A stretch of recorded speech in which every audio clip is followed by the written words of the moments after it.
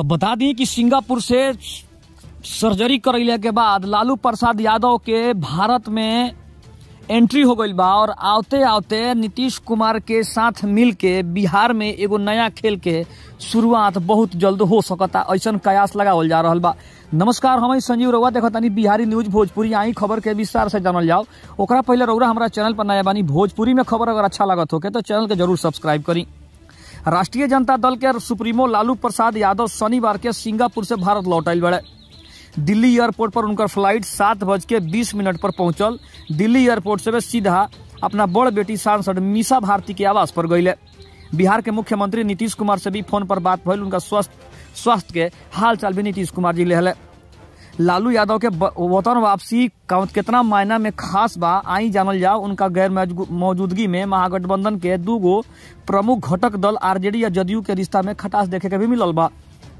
दोनों तरफ से खूब बयानबाजी भी भइल बा। दोनों दल के शीर्ष नेतृत्व अपना अपना तरफ से मौन के समर्थन कइले बा।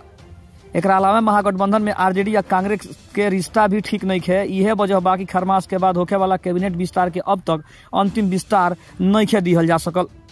सूत्र के अगर मानी तो सूत्र के मुताबिक आरजेडी कैबिनेट में कांग्रेस के अधिक तरजीह देवे के मूड में नीतीश कुमार के सरकार बिल्कुल भी नहीं है।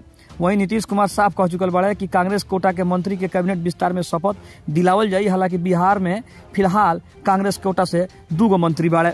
महागठबंधन के घटक दल के संबंध में उतार चढ़ाव देखे के मिलता और ऐसा मानल जा रहा बा कि प्रदेश के राजनीति में लोकसभा चुनाव से पहले एगो बड़ा सियासी भूचाल आवे वाला बा।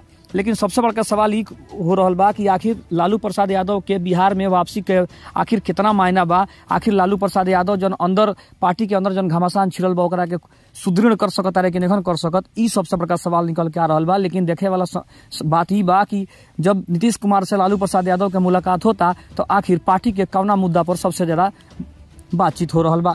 तो खबर कैसा लागल कमेंट में जरूर बताएब। लेकिन आगे खबर खातिर हमारा चैनल बन रही। लेकिन तब तक खातिर धन्यवाद। जय हिंद, जय भारत, जय भोजपुरी।